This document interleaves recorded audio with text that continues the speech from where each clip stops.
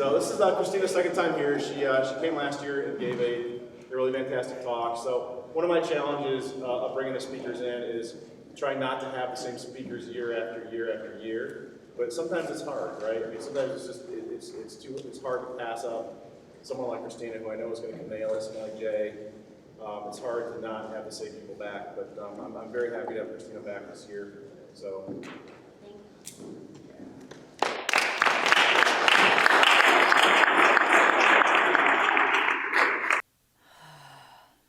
What am I even doing here? These people are going to see right through me. Is my hair okay? Do I look like a fraud? Oh, I should have worn different shoes.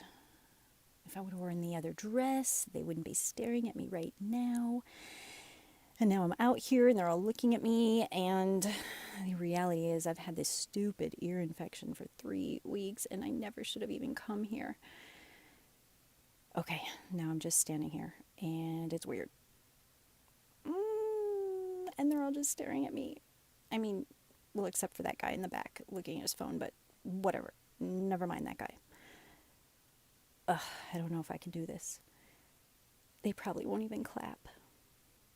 I am not good enough. You know, one of my biggest fears is just fitting in and being loved.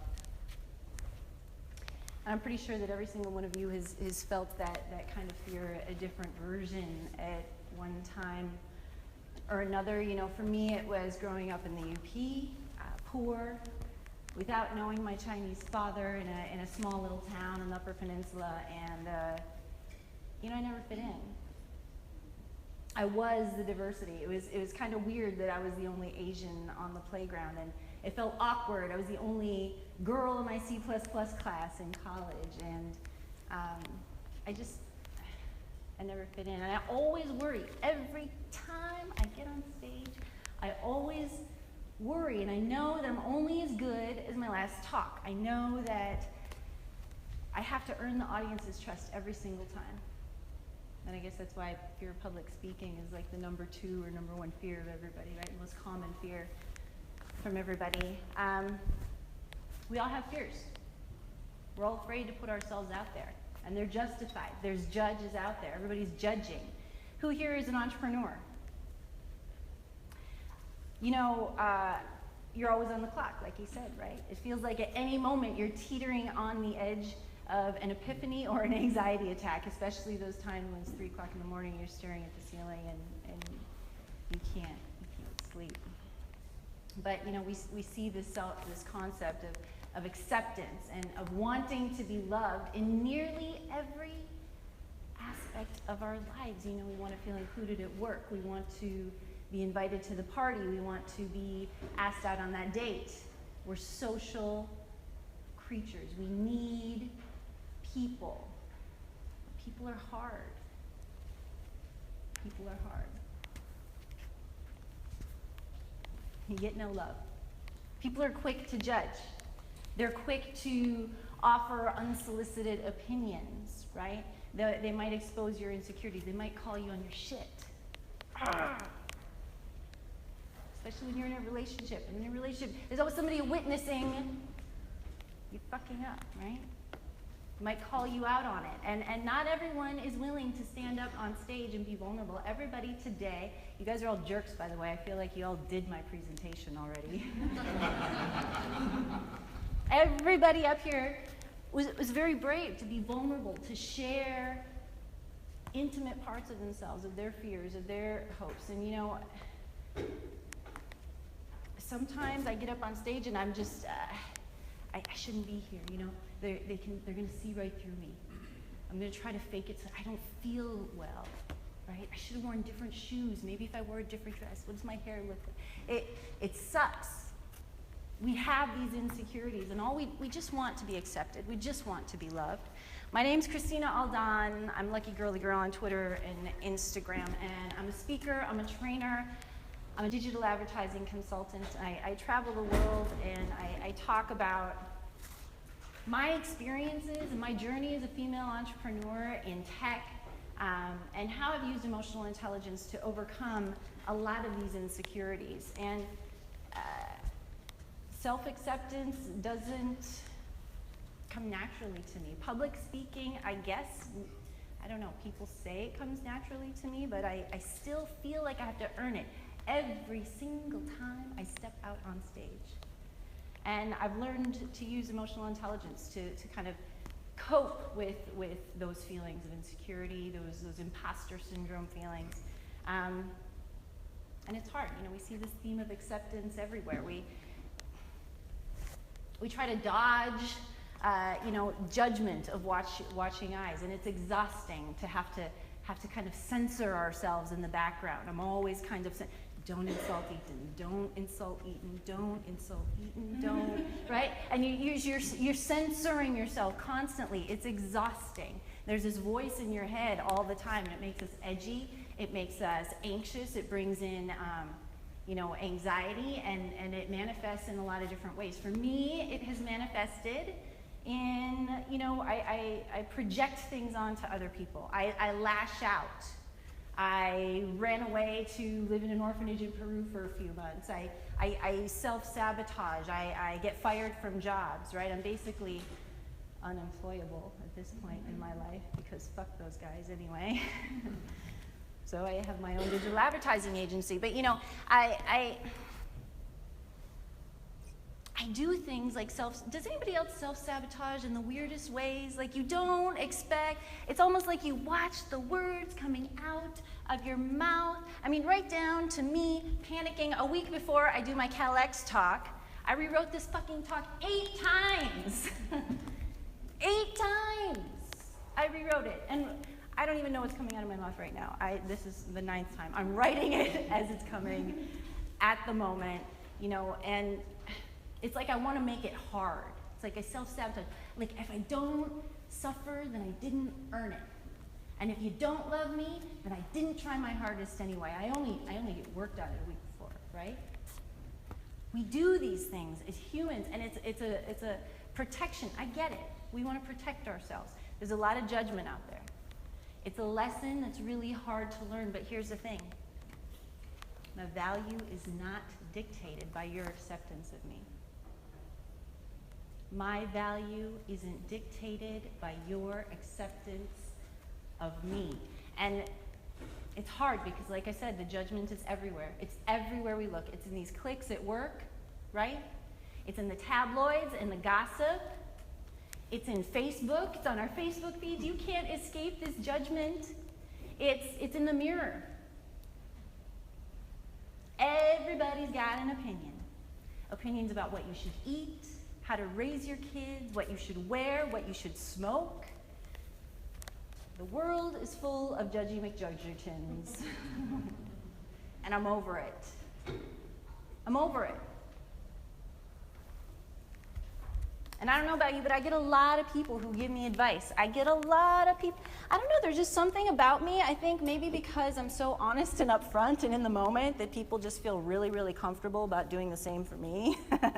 So I get a lot of advice from people based on their fears of the unknown. Oh, you're speaking at NDC Oslo. Better be careful, those immigrants, they're raping people left and right. What? Oh, you're moving to Las Vegas? Oh, I couldn't do it. Really? Have you been to Vegas? No, I couldn't. It's amazing to me how how willingly people will give your opinions, their opinions on shit that they don't know about. And, here's the thing. I don't want to live my life moving away from things that I'm afraid of, out of fear. I would much rather move forward towards the things I love with passion. You are still propelled forward either way. Either way, you're going to move forward. Wouldn't you rather move forward out of passion? Something where you're inspired, something where you're excited, as opposed to running away out of fear? That's how I prefer to live my life. And, you're still going to move forward. And I want to be the person that's convinced that the world is working in my favor, even though I had a shitty childhood, even though I grew up in poverty, even though I live with crippling chronic pain, even though, I've been in panic mode for the last 7 days, and I basically haven't done shit except for call certain people here, call, my constantly rewriting my talk for the last 7 days. A talk that I'm actually just barely I'm not even doing any of those renditions at the talk right now, at this moment, right? And I've been practicing. And I may never get there, and that's okay. I'm okay with that. I'm okay that I may never reach self-acceptance. I may never be perfect. I'm okay with that. I'm going to keep practicing. Because, as long as I'm willing to be uncomfortable, as long as I'm willing to sit with that, I can catch glimpses of it. I can catch glimpses of self-acceptance, and they become more. And those times of imposter syndrome, they become fewer and farther in between. And I like that. And then I can show up authentically as my authentic self. And it may not be perfect self-acceptance, but I'm here, present in the moment for everybody, whether you're one person, whether you're 3,000 people. That's the best I can do, and that's okay. I'm okay with that. And I give myself permission to live authentically. When you do that, it gives the people around you to live authentically too. I love the story about lobsters. It's a good story. It's a good picture too. But the story about lobsters is that, lobsters are always growing new shells. They don't just stay in the same shell forever, right? So lobster's out there doing his little lobster thing in the bottom of the ocean, and pretty soon he starts to get a little cramped, a little bit uncomfortable. Now most of us, when we start to get a little bit uncomfortable, we go, oh, I don't know, it's kind of uncomfortable. Don't go to Norway, there's bad people over there. Don't go to Vegas. Feels a little uncomfortable, I'm not really sure. What the lobster does is he just goes and finds himself a nice little hidey hole, crawls out of his shell, and waits while he's vulnerable, while he's stuffed. He waits, he pauses, he grows a new shell. And that shell hardens. And then he grows again. And then he has to do the cycle all over again. But the discomfort is a signal for the growth. And the little hidey hole is excellent protection while you're vulnerable, while you're soft. And that's just part of the process. Does the lobster, what would happen if the lobster goes, oh, no, that's uncomfortable, I'm not going to do it. Guess what? You're going to die. Like, dude, you need a new shell. You can't, it's not a thing. You're a lobster.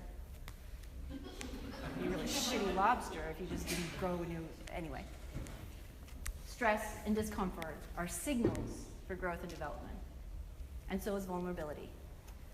And while that lobster is vulnerable, he's smart enough to go and find a little hidey hole. We can choose to use adversity properly. We can choose to use our vulnerability in ways that are going to help us grow and develop into our authentic self. And it might not be perfect. And you might have a really hard time finding full and complete perfect acceptance. But if you can stand in your power and you can incorporate all aspects of yourself, your personality, your good traits, your bad traits, your assets, everything wholeheartedly, then you're going to be a lot more successful in life and, a lot happier because, gosh, even though we don't like being vulnerable, we like staying in our comfort zone. Look, that's where all the magic happens. There's unicorns and rainbows and shit over there. That's my favorite. I love sparkles, right? Who doesn't love sparkles and glitter? You've got to be willing to recognize those triggers when you start to get a little uncomfortable. Recognize what those are, and you've got to learn to recognize, when you're lashing out or you're projecting your insecurities on others. Speaking of projecting your insecurities on others, let me just show you how quickly this works for me. Now, I travel the world. I speak about emotional intelligence. I train people on how to deal with their emotions. And let me just tell you why. It's because I've had to learn how to do it. I have a sharp tongue. I have a quick mind. And as Jay said, he said, we're moving to Vegas. So we were at a conference a couple weeks ago. Let me just tell you how this works for me in projecting our insecurities on others. We're just sitting there hanging out, and I have fears. I have fears. I have insecurities. I'm new Instamom, and I never thought I would ever have kids. I did a talk about it last month, but I have insecurities. I'm that Asian pot-smoking hippie, dragon lady from Sin City who never was going to have kids, and now suddenly she's a mom, and everybody's moving to Vegas. Like, what the fuck, right? So we're at a conference a couple weeks ago. Show you how fast this works for me. We're just sitting there, and suddenly the thoughts start swirling. I don't even remember what triggered me. The thoughts start swirling. I can start to feel it. Does anybody else get like this? Like, I feel it like kind of swirling in my head. And then even though I'm not flushed, so I don't look like I'm flushed or anything's going on, but inside I feel like a complete fucking crazy person, and this is happening. I'm swirling around, and then I'm just kind of sitting there, and the anxiety's just building, and suddenly, out of nowhere, I just vomit all over Jay. I'm just like, so, John hates the idea that we're moving to Vegas, huh? And she's like, what are you talking about, right? Just out of the blue. He's like, no, nobody hates the idea that we're moving to Vegas. What do you? And I'm like, well, no, because I'm the Asian pot-smoking hippie from the, and I go into it, and he's like, no, it's fine. It's okay. We got this. It's all right. Is there something you want to talk about? Like, I don't understand. Like, instantly, I just start the conversation automatically dialed up at 11, trying to hide my insecurities. Like, I'm so powerful and strong. I'm going to push this person off, set them off balance to take over control of the conversation, right? Clearly showing how insecure I am. I'm trying to hide my insecurities. And, so they say that the best apology is change behavior, so I'm working on that. Little by little. And I may not have that mastered. I may never, ever master that, but I can tell you that I can still show up authentically with it. And I can still admit it, and I can still talk about it and say, hey, this is something I'm working on. Oh, I'm doing that thing again, aren't I? All right, let me just pause for a second and deal with myself. And that's okay. We're afraid to be vulnerable. We're afraid to say that because there's so much judgment out there. We're afraid to say, ooh, did I just do that? Instead, we want to mask it, or we want to try to hide it, or we want to try to hide our mistakes, right? It doesn't have to be that way. I work with a lot of entrepreneurs, especially female entrepreneurs. They try to do that thing. Heather and I submitted a talk one time about the, are you a bitch or are you a bro? It was a tech talk in tech. She's the bro, so, well. It's interesting because, I'm always advising my clients, I'm always advising my mentees to live authentically, to be your authentic self, your personal brand. Whatever's going on in your personal life, it's going to follow you into your business life. You better believe that. Absolutely. Those values don't shift from one side to the other, and so I try to tell people, when you're out in public, be cautious. Like, you never know who's watching. Be mindful of what kind of messages that you're putting out, because the world is full of judgy McJudgertons. Fuck those guys. And entrepreneurs, developers, designers, any experts, they're putting themselves out there constantly. Constantly, they're putting out their ideas. Hey, what do you think about this? Hey, I'm going to this pitch. This is startup competition. And they're constantly putting their ideas out there. It's hard. We're afraid. We're afraid to just be ourselves. Then people come to me and they go, but Christina, just being myself doesn't really work, right? It feels awkward. It feels uncomfortable to be yourself. Guess what? That's you. And that's me too. And instead of fighting that spiral, instead of fighting the swirling in my head, I lean into it. I accept that I'm the type of person that's going to project my insecurities onto somebody else. When I accept that, the magical thing happens. I do it less. It's so weird. When you accept that you're the type of person who is super, super anxious, it helps you be less anxious. It's weird how that works. Now, of course, there are always going to be wide ranges on the spectrum and on the scale of certain people and personality disorders and things. But most of us in that gray area, if we would just be like, you know, this is who I am. All parts of me. And that's okay. And I might not be perfect today, but I'm working on it. It's a part of your personality. When you light the candle, you cast a shadow. There's no escaping that. There's no escaping that. Most of us want to hide away from judgment. We want to hide away from the opinions of others, right? But the other side of that is that we also, of course, we want to be known. We want to be seen. We find it difficult to accept ourselves. That's okay. I mean, there have been times when I opened up and I was willing to be vulnerable and I got hurt. My bravery was rewarded with, you know, embarrassment. It happens. Disinterest. People say, Christina, but you know, I really tried to think positive. Don't you believe in the secret? I'm manifesting shit. Sitting around praying and thinking and writing and whatever. And you know, it doesn't work. You can't just fake it till you make it. You can't just feel love just from, you know, willing the words into being. You can't do it. It comes from actual connection. And connection comes from actually being vulnerable and actually being honest with yourself and with the people around you. And it's scary and it's awkward. And, you know, I used to be awkward.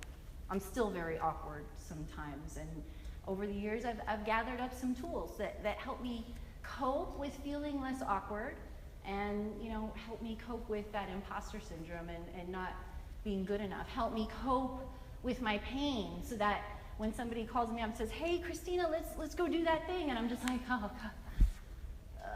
Like, I did a thing yesterday. I can't do a thing today. You know, oh, this is, yeah, I love this meme. It's one of my favorite.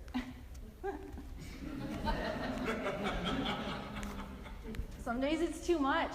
It really is. And I'm not perfect. And I never will be. And some days I'm just too tired to deal with it. I'm too exhausted. I'm too swollen.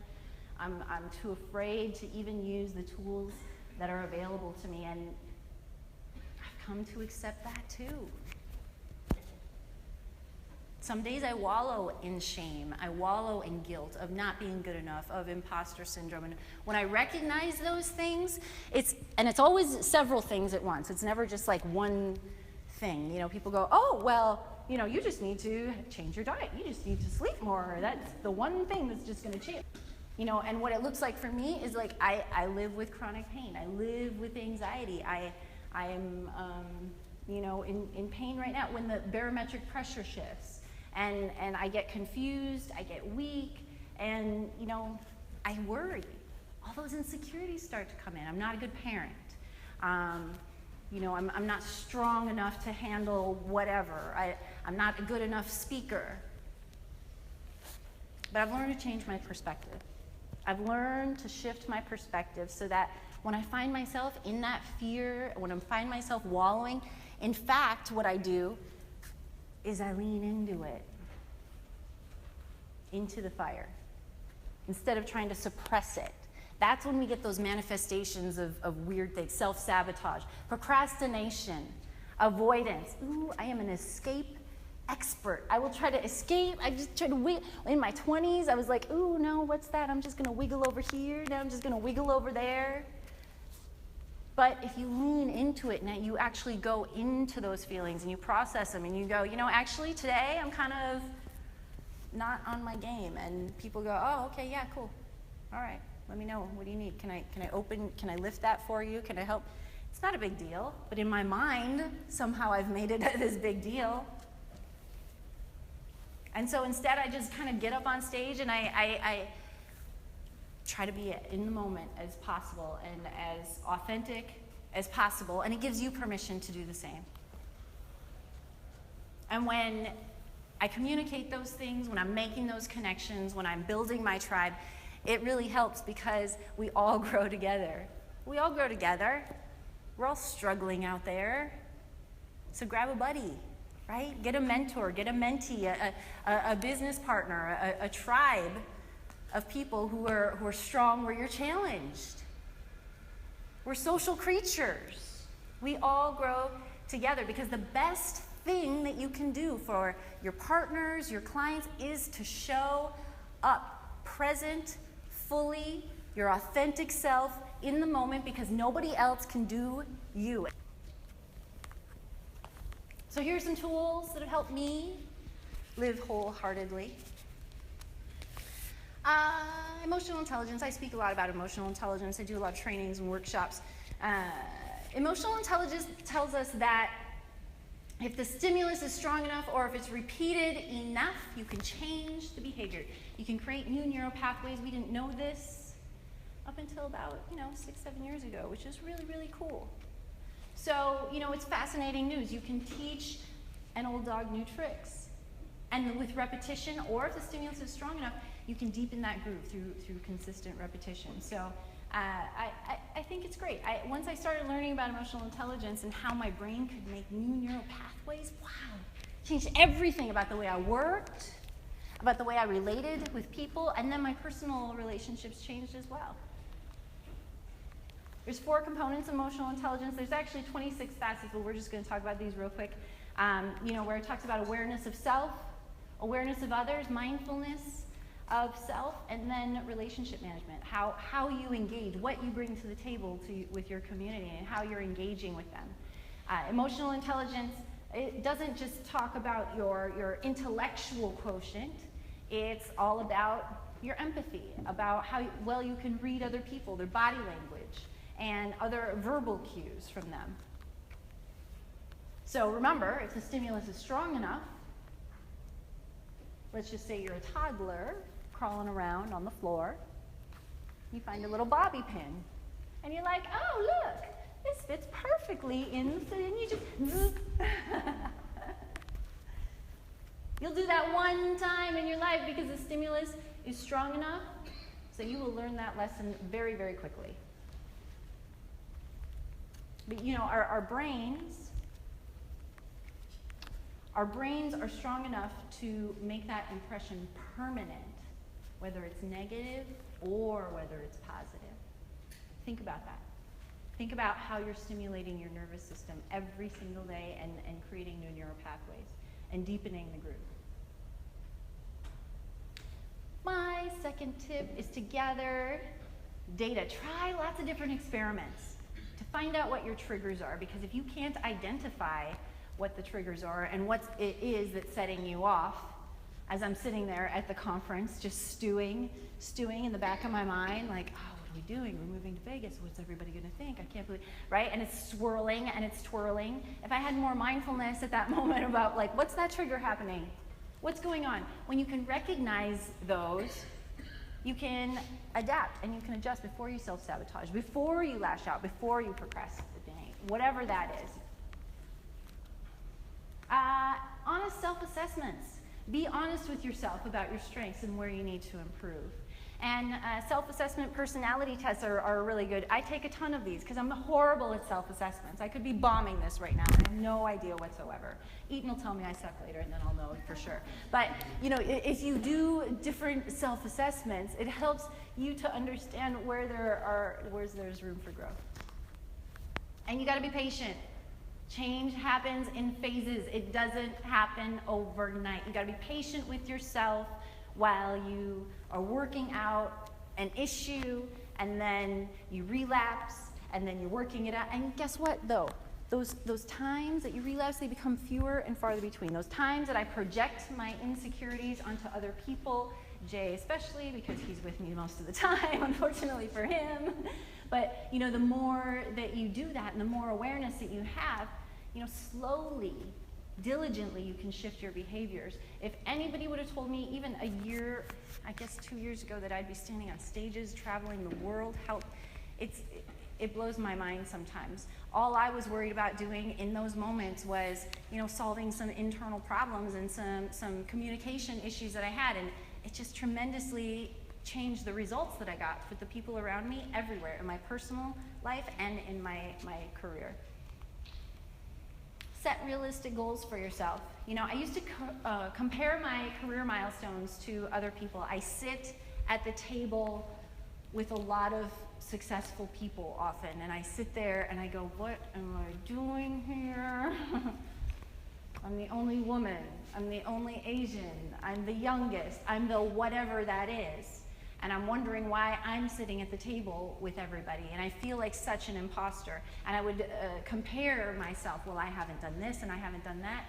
Did you see that shack that I grew up in? I had a lot farther to come than most people.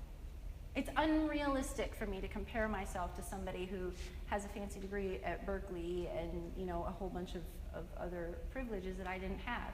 It is unrealistic for me to compare my progress to theirs.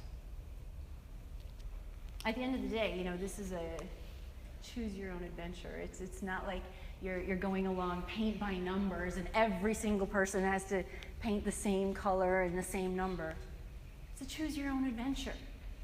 And so who cares about everybody else's journey? Make your journey the best. There are 7.4 billion people on this godforsaken rock. Make your life the best. That's 7.4 billion ways to live a life. Be a lobster. Channel your inner lobster. Learn to recognize these signals, right? We talk about the seasons of business. I talk to all my entrepreneurs and I talk about the seasons of your business. Guess what? There are seasons of your life. There are times when you need to crawl into your hidey hole. And that's okay. It's okay to get a little vulnerable sometimes. It's okay to recognize, hey, I'm kind of uncomfortable right now. Shit's a little weird. I'm just going to go hang out here. That's all right. While your shell's hardening and you're growing and you're learning new skills and you're figuring out other ways on how you can be a badass. Number 7, you're already an expert. 10,000 hours, that's all it takes. 10,000, you're already an expert. What kind of expert are you training to be? Are you an expert TV watcher? Are you an expert drinker? No, don't answer that, Eden.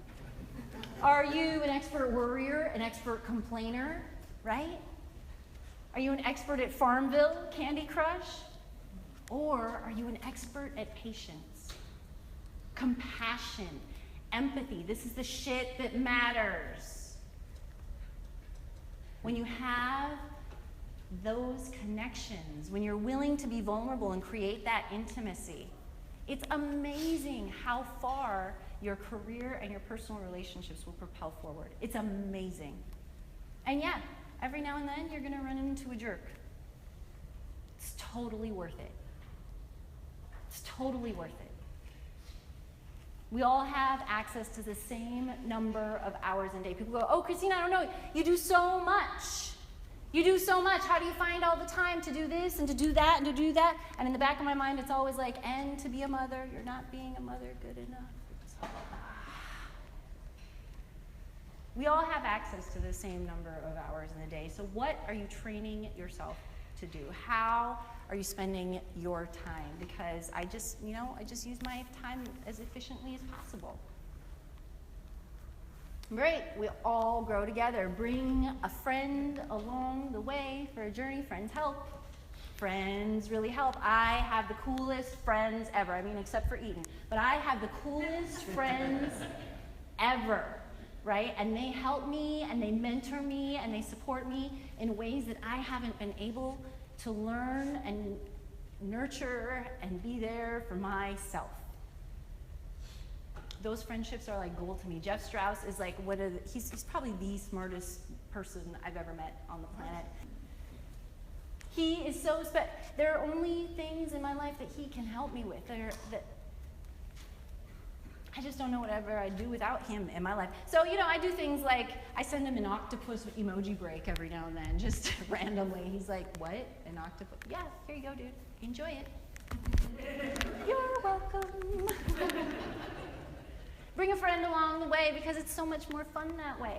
Even when it's shitty, or even when it's an emoji octopus. It's awesome. Number 9 is to lean into the discomfort.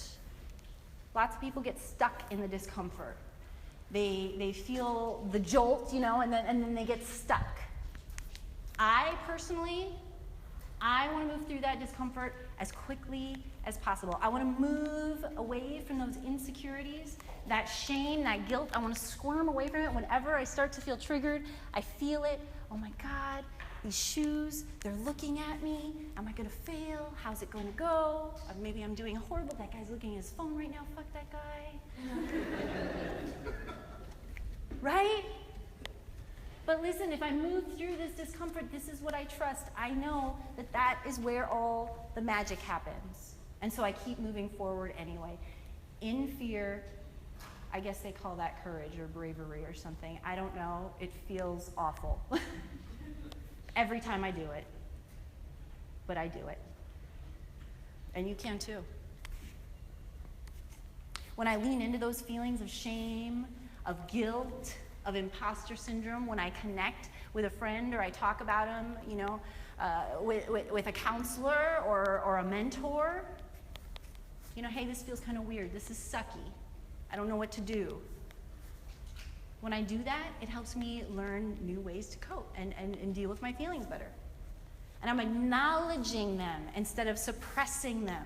Instead of trying to hide away from you, going, oh yeah, I'm queen shit. Don't mess with me. I'm perfect. Don't touch me. Right? It doesn't work.